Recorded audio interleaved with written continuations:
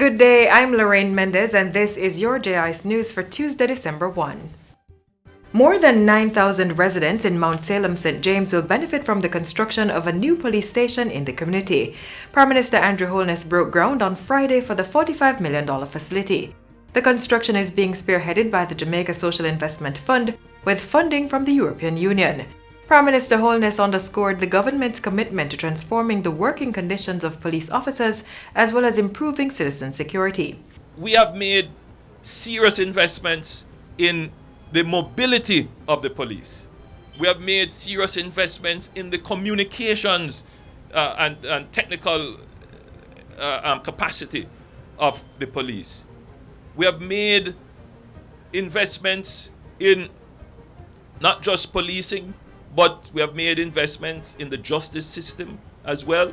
We have made investments in the technical capabilities of the JCF, certainly in terms of cyber and in terms of criminology and other areas of the criminal science to forensic science, to ensure that we are able to bring first world capabilities to solving our crime problems. Prime Minister Holness says 86 of the 105 police stations slated for rehabilitation have been completed, as well as the construction of 20 new police stations across the island so far. Minister of National Security Dr. Horace Chang says the aim is to have a proper infrastructure in place by the end of the Zone of Special Operations ZOSO in the community.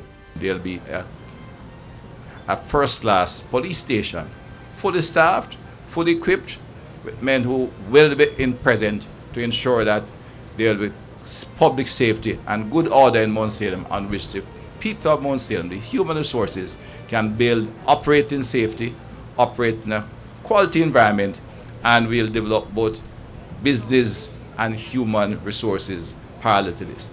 Agriculture and Fisheries Minister Floyd Green is reporting an increase in the arrests of Prairie Larcenists this year.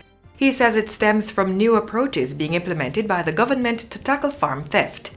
Speaking at the virtual staging of the Eat Jamaican Day 2020 celebration recently, Minister Green said St. Thomas has been showing great success. Since January, we have had 69 arrests compared to 39 arrests in the same period last year. We are building out Prairie Larceny units across the JCF, across various divisions. The plan is a specialized unit that is adequately resourced that can treat with reports of Prairie larceny. In addition, Minister Green says the government is working to address Prairie larceny in the fisheries sector in relation to poaching.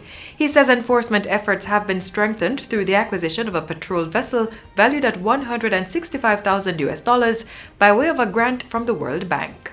The Ministry of Health and Wellness is advising that all antigen tests for detection of the coronavirus COVID-19 must be ordered by a doctor.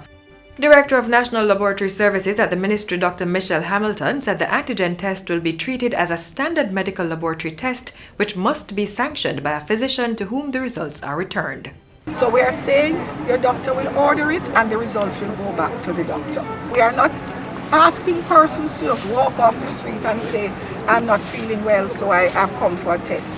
You would still go to your doctor or to the hospital, and then the sample will be taken there and the result will be sent back. Dr. Hamilton was speaking to journalists following a demonstration of the antigen testing procedure and protocols at the Spanish Town Hospital in St. Catherine last Wednesday. The diagnostic test is administered on persons suspected of contracting COVID-19 and is used to look for proteins or antigens in samples taken from the nose or throat. State Minister for Gender Orlando Terrelong is calling for greater funding for the training of stakeholders who provide support for vulnerable groups such as persons living with HIV and AIDS and victims of abuse. I'm going to recommend increased funding to train counselors, peer educators, more social workers, and of course,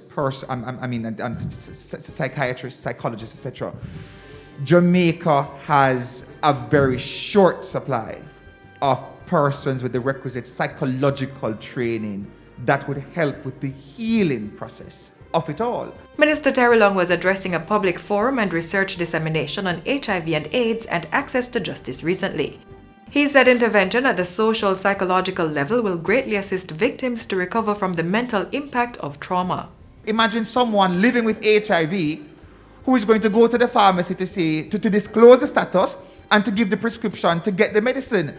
So it's a lot of psychological trauma, a lot of psychological help that persons also need. So when we look at the victim support unit, and and our ministry has them, but again, more funding to assist with victim support and more funding to assist with the social workers and the counselors at the community and the school level to deal with that re-socialization. He said intervention at the social psychological level will greatly assist victims to recover from the mental impact of trauma. The state minister further pointed to the need to deal with negative stereotypes and discrimination being perpetuated in the society, which he said requires re-socialization, public education about stigma, and respect for others. And finally, members of the Senate on Friday sanctioned the postponement of the local government elections to no later than February 27, 2022.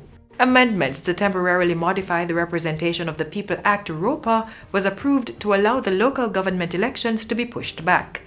The election, which is to appoint respective councils of municipal corporations and mayors of city municipalities, was constitutionally due on November 29, 2020. Piloting the bill, Leader of Government Business in the Senate, Kamina Johnson-Smith, said the decision was made to postpone the election due to the impact of the coronavirus COVID-19 on the Jamaican society and the economy. The increased risk of exposure by the Jamaican electorate to the SARS-CoV-2 coronavirus COVID-19 and current financial constraints coupled with the increased demand for resources to respond not only to our health and safety needs, Mr. President, but also to the recent flood rains that affected Jamaica. According to Minister Johnson-Smith, if no action for the postponement was taken, the local government election would become due within 90 days or in February 2021, according to the 8th schedule of the bill. The amendments will now go to Governor General His Excellency the Most Honorable Sir Patrick Allen for his signature, after which it will become law. And that's it for JIS News today. I'm Lorraine Mendez. Thank you for watching.